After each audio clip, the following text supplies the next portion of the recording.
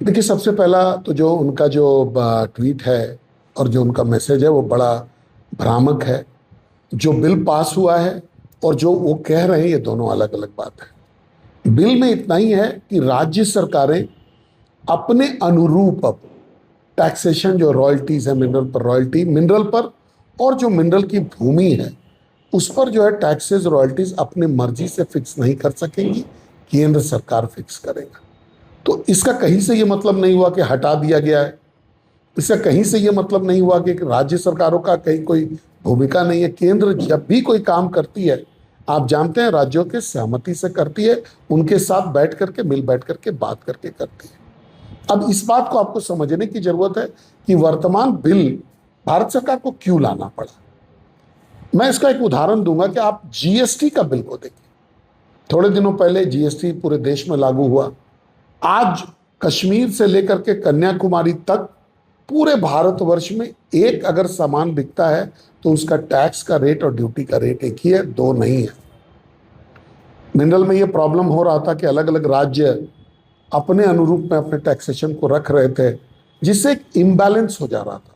किसी राज्य में, मान लीजिए आज झारखंड में कोयला है, लेकिन टैक्सेस से इतना महंगा हो जा रहा है कि लोग जो है अब बंगाल से ले रहे हैं, लोग जो है आपको उत्तर प्रदेश से ले रहे हैं, और उसके बाद में कुछ लोग जो है इम्पोर्ट भी कर ले रहे हैं।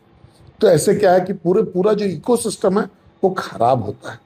तो केंद्र सरकार ने संघीय ढांचे का जो फायदा है इस देश को, उसको इम्प्लीमेंट करते हुए पूरे देश में ये नियम बनाया कि जो केंद्र सरकार जो तय करेगी उसी रेट से, वही रेट जो है वो लागू होगा, और इसमें कहीं भी कोई बुराई नहीं है।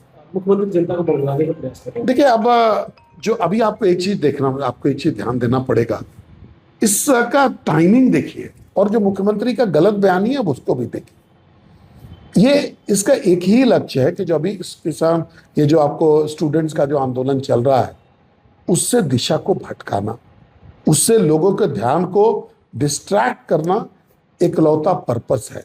आप, एक आंदोलन चल रहा है, उस आंदोलन में सीबीआई के डिमांड का क्या होगा, जेएसएससी सीजीएल परीक्षा का क्या होगा, बड़ी मच्छियों की गिरफ्तारी का क्या होगा, हेमंत सोरेन जी को इस पर क्लैरिटी देनी चाहिए और तब किसी अन्य आंदोलन की बात करनी चाहिए। के तहत एक अच्छा कानून का निर्माण किया है जिससे संपूर्ण भारतवर्ष में, मैं फिर से दोहरा रहा हूं, संपूर्ण भारतवर्ष में एक जैसा टैक्स का स्ट्रक्चर, एक जैसे रॉयल्टी का स्ट्रक्चर, एक जैसे ड्यूटी का स्ट्रक्चर माइनिंग क्षेत्र में लागू होगा, जिससे सभी, पूरे भारतवर्ष में सभी राज्य फ्लरिश करेंगे।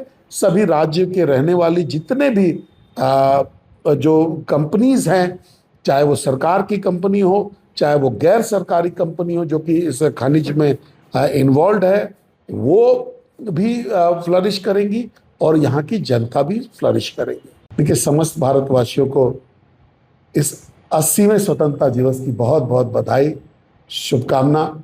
आइए हम सब लोग मिलकर के अपने देश को 2047 तक पूर्णतः विकसित करें, इसको महान बनाएं। जय हिंद।